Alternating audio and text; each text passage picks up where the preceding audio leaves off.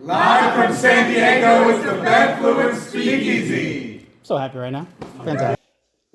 Hi, this is Todd from BevFluence back again for another BevFluence Blueprint.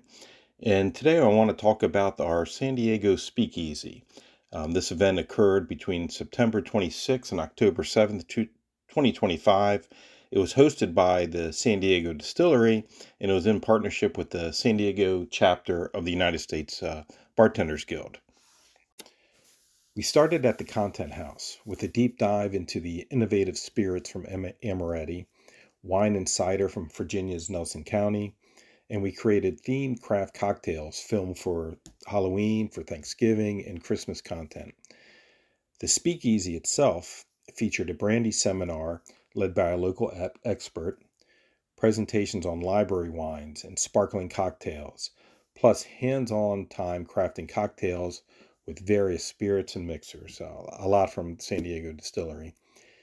The industry professionals spent real time listening, learning, tasting, creating content, and most importantly, building relationships. As one attendee told us, this is the first time in a room full of truly like-minded individuals. What a blessing. Thank you, BevFluence, for the inspiration and support.